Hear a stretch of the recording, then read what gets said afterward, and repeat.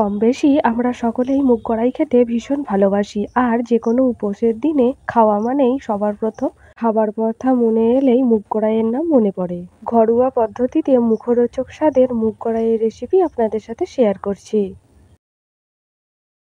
নমস্কার বন্ধুরা, রিঙ্কুর চ্যানেলে আমার সকল প্রিয় দর্শক বন্ধুদের ওয়েলকাম। আজকে আমি আপনাদের সাথে দুর্দান্ত স্বাদের নিরামিষ মুগ কড়াইয়ের একটি রেসিপি শেয়ার করতে চলেছি, যেটা যে কোনো নিরামিষ দিনে আপনারা অনায়াসে খেতে পারেন। ভীষণই মুখরোচক এই রেসিপিটি বানানোর জন্য নিয়েছি মুগ কড়াই। এখানে সবুজ মুগ কড়াই নিয়েছি। একটি ঘরোয়া রান্না, আপনারা যে কোনো উপোস বা নিরামিষ দিনে অনায়াসেই বানিয়ে খেতে পারেন। পদটি বানানোর জন্য নিয়েছি রাঙা আলু আর এমনি আলু। আলু দুটোকেই চৌকো চৌকো করে কেটে নিয়েছি। এবার ধুয়ে পরিষ্কার করে নেব। একটা প্রেসার কুকার নিয়ে নিয়েছি। প্রেসার কুকারের মধ্যে মুগ কড়াইটা বেশ ভালো করে ধুয়ে দিয়ে দিচ্ছি। এই রান্নাটা করতে খুব একটা বেশি সময় লাগে না, ভীষণ অল্প সময়ে চটজলদি বানানো হয়ে যায়। মুগ কড়াইটা দেওয়ার পর এর মধ্যে 2 রকমের আলু দিয়ে দিলাম। যে কোনো নিরামিষ দিনে এরকম মুগ কড়াই খেতে আমাদের ভীষণ ভালো লাগে। এরপর দিয়ে দিচ্ছি স্বাদ মতো লবণ। এরপর দিয়ে দেব এগুলো সেদ্ধ হওয়ার অনুপাতে জল। আপনারা যে যেমন ঝোল খাবেন সেই অনুযায়ী জল দেবেন। আর দিয়ে দিয়েছি ওপর থেকে 3টে কাঁচা লঙ্কা। এইবার প্রেসারে 5টা সিটি দিয়ে নেব।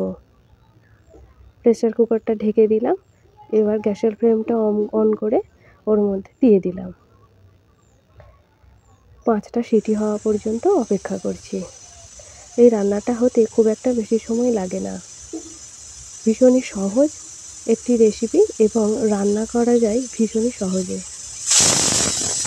সিটি পড়ে গেছে, এইভাবে 5টা সিটি দিয়ে নেব।